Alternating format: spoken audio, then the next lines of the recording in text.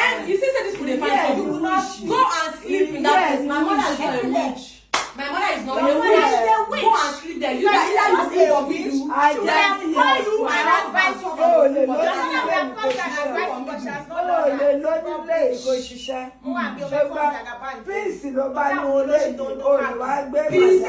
peace. We are talking about peace. Peace when your son comes hit and come for head. Where the peace dey? When you carry am this for ground. I don't carry this for ground. At least yes, I know liar. Yes. You never carry am. Leave it alone. Where is the peace? After all those you see one blood for you. Where is the peace? Where is the peace of mind? After see college retire. Where is the peace? You know how many times you go to your brother? Come and sleep. I mean, I do what you do. You almost get this guy out. Mommy, one of you told me that you two, you will not sleep in this house. So you not sleep in this house.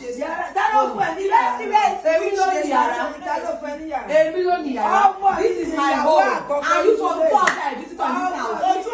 So you don't get to the way to any place. I can sleep every guest anywhere. I don't just want to enter.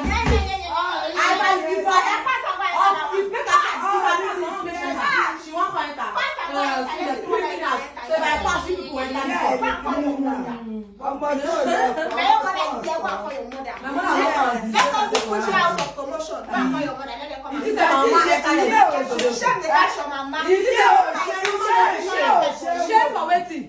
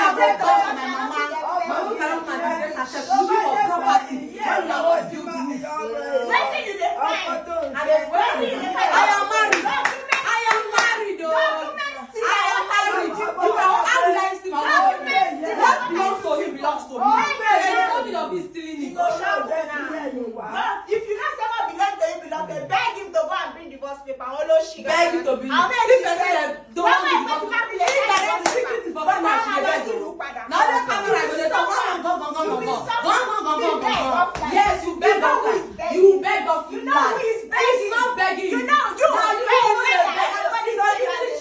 He can change the body name to his mother's name. He can change the name of the doctor. He can change it to his mother's name. Oh my name. And he loves you, but you don't give from us. House no good, house no good. Come out, no good. Who house no good?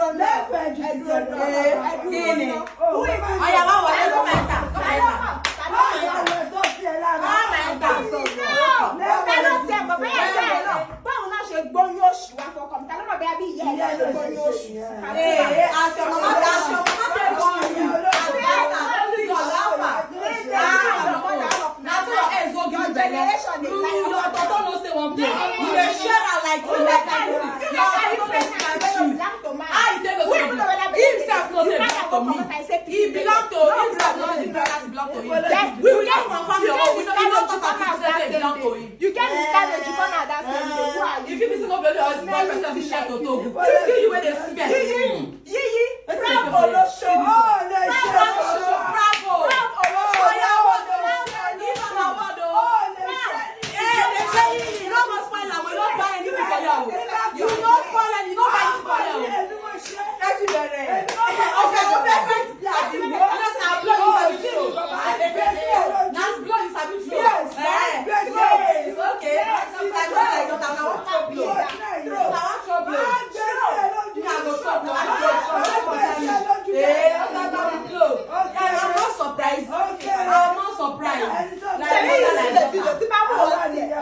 I'm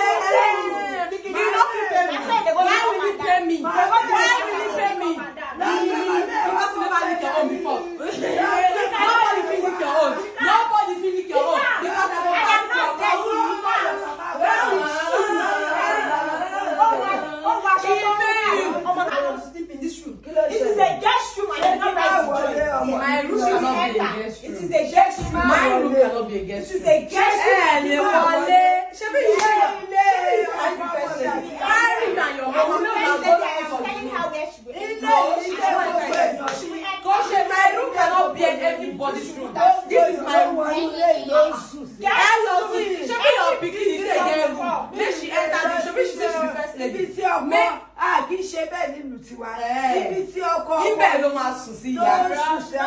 Ìyá mọ́mí na there you go sleep. Lè sùn síbí. Kò jọ you cannot sleep here. Okay. Ṣebí na your sleep you stay for that side. Don't sleep for that room. Mommy, I watch me. You are looking for my trouble. You are looking for my trouble. Okay. After that you say I push you. What do you want? You don't wait a moment. Carry and go inside your room. Check go your room. This is my room. No visitor. They don't burn any visitor well. They don't burn any visitor well. Oh yeah, now. If she nice to beauty, you will not. Nobody will see. Is it that she go and sleep on top of this chair? Oh no. Oh, you. I even the beauty. You never go back when you go sit down. Go and tell you sleep outside. One ìyá mi ò lè ṣe báyìí. Mommy, my mother cannot behave like this. Tó bá ní ó training, ó lè wé ní àgbàlagbà báyìí. Ó wá sọ pé kí lọ. Make una say this one dey find trouble. Make una say another room dey there o. Make she and her pikin go the room. Shebi pikin say na she go down. Now make them go. My husband, Ṣé ọ̀pẹ wà lé? even my husband is in the house. Kò ní ṣe anything. He will not do anything. He can't even come outside. He can't even come outside. My husband cannot come outside. Ó ti sọ Everybody know you used to carry Ó ti you sọ cannot talk to ìgbàlódé. you. Because if you talk like you carry am up, like Ìwọ ló you tún can pàṣẹ undertake fún. am. Ìwọ ló kò Iṣẹ́ kan ló you and your pikin dey gbogbo control that owó night. Ọlọ́run ti bàjẹ́. Ọlọ́run ti bàjẹ́. Ilé iṣẹ́ mi ń sùn sí kíwọ̀ tó dé.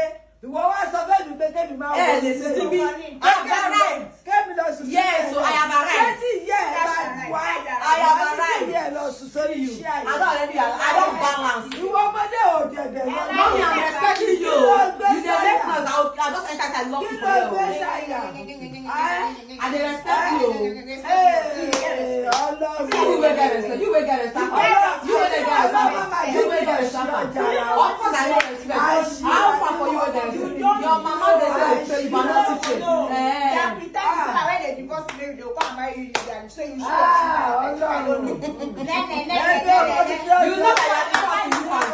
You know you are the problem in this house. I will still the family. Ìgbà tó ní kò sí wàhálà nínú ilé yìí o. You are worse than Ìgbà me. tó my ní words. You are just a How pretender. am I was? You are worse. Better carry your mama You and are go. just a pretender. Go carry your mama to the hospital. She cannot. Mommy, don't touch that mango. Man touch her. She go get you. Yeah. Me, I will not touch you. Now the one when I do now, the one I beat you. I never even touch you. You don't already fall from Oh, ground. be down. No, I'm not a woman. I don't beat you. I will not touch We her. know you are weary. It's not like you are not a weary. You I are am not weary. All of now, you say your mama burnt out. All of now. Proudly from the family of South. Okay, Proudly bravo. from the family of Go South. back for It's yourself. not a family that they Mommy, cannot go hold inside. their daughter down. Carry yourself. Go Not a there. daughter that they cannot hold their own down. Carry yourself. Family. Your mama is not disgrace herself. Your mother is already My disgraced. mother will not. She's already She disgraced. raised Even the church that Mom, you no are dey point am for me. No dey point am for me. No dey like am more. No dey point am for me. Okay, talk am. Come and beat me. Oya, come and beat me. Come and beat me. Mom, okay. Oh my Lord, now there you go go soon. Now there you go go soon. Thank you. See the one with the tray. Now this one the tray. You should die. They train me die. They train me die. Die.